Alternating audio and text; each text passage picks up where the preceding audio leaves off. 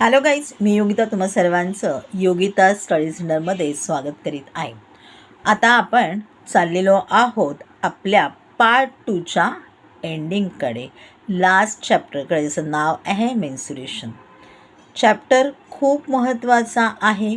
बरेचसे क्वेश्चन्स त्याच्यामधले येतात आणि ते डिफिकल्ट का वाटतात किंवा असं का वाटतं की खूप क्वेश्चन्स येतात आहेत का, तर जे फॉर्म्युलेज आहेत ते असे गडबड करणारे आहे, जवळजवळ सगळे सारखे दिसतात, असं काहीतरी असल्यामुळे तिथे आपली गडबड होते आहे. तर आपण सुरुवातीला रिकॉल करून घ्या सगळ्याचे सगळे फॉर्म्युले आणि मग सोडवायला सुरुवात करूया. मी तुम्हाला ह्याच्याही अगोदर सांगितलेलं आहे की एका पानावरती सगळे फॉर्म्युलेज लिहून द्या, सतत ते वाचा, रोज ते वाचा, म्हणजे ते तुमच्या लक्षात राहतील आणि तुम्हाला हा सुद्धा पार्ट 2 सुद्धा सोपा वाटायला लागेल.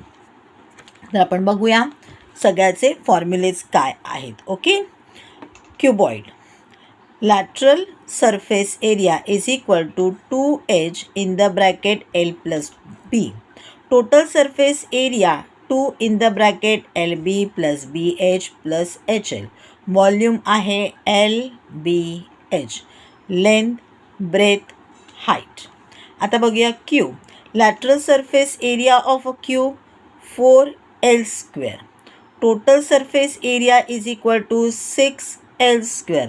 लक्षात ठेवण्यासारखं आहे. लॅटरल सरफेस एरिया आहे म्हणजे काय, समोरची साईड आपल्याला सांगायची आहे. मग त्याच्यामध्ये साईड्स किती येणार आहेत, 4च येणार आहेत, म्हणून 4L स्क्वेअर. आणि टोटल सरफेस एरिया म्हणजे सर्व बाजूचे सांगायचे आहेत. क्यूब्सला साईड्स असतात 6, म्हणून 6L स्क्वेअर. आणि व्हॉल्यूम काढायचा असेल तर L क्यूब. आता बघूया सिलेंडर.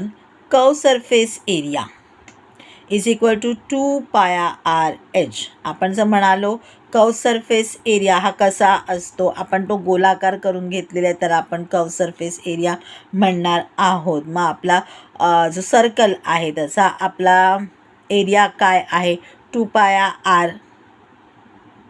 आर स्क्वेअर आहे. पाया आर स्क्वेअर आहे, बघा काय आहे तो. मग त्याचप्रमाणे आपल्याला कर्व सरफेस एरियामध्ये काय फक्त ॲड करायचं आहे, तर तो आहे आपला H. Total surface area is equal to 2 pi R in the bracket R plus H.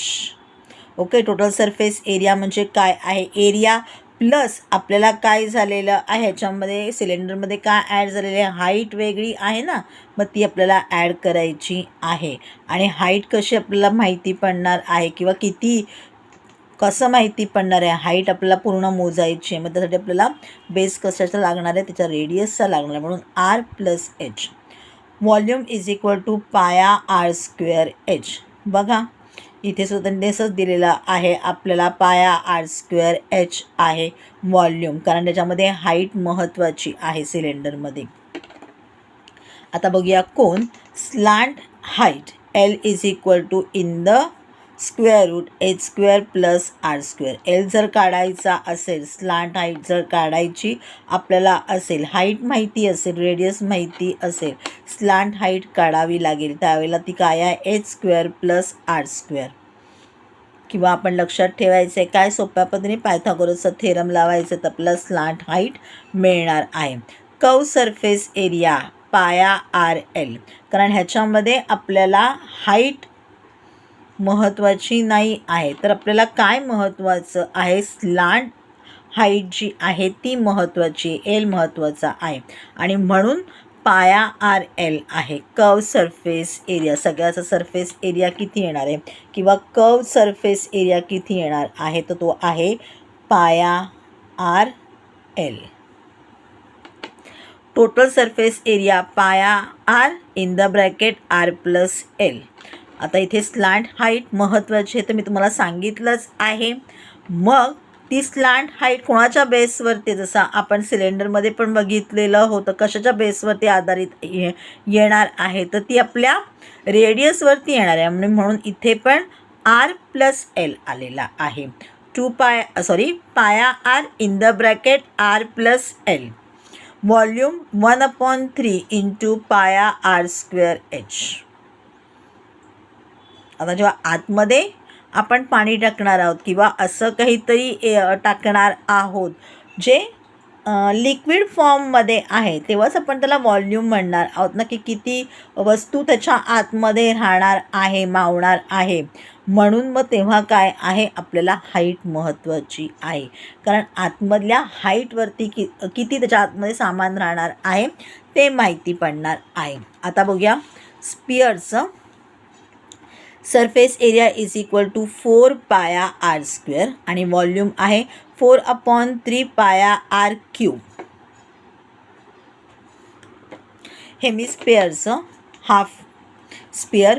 Curve surface area is equal to 2 pi R square. Total surface area of a solid hemisphere is equal to 3 पाया r square. Volume is equal to 2/3 पाया r cube. मी तुम्हाला मगाशी पण म्हणून गोंधळ टाकण्यासाठी म्हटलं होतं की 2 पाया r स्क्वेअर आहे, 2 पाया r आहे, काय आहे आठवला. हेमिस्फिअरचा कसा लक्षात ठेवाल, पाया r स्क्वेअर 2 पाया r स्क्वेअर बरोबर आहे. ओके, आता हा पण त्याच्यामुळे तसाच तुमच्या लक्षात राहील. कधी म्हटलं होतं मी तुम्हाला बघा, सिलेंडरला म्हटलं होतं का मी तुम्हाला. Okay, curve surface area volume तेव्हा मी तुम्हाला म्हटलं होतं ती गोष्ट. Okay, curve surface area of a hemisphere is 2 pi R square. Total surface area of a solid hemisphere is equal to 3 pi R square आणि व्हॉल्यूम काढायचा असेल तर तो आहे 2/3 पाया आर क्यूब.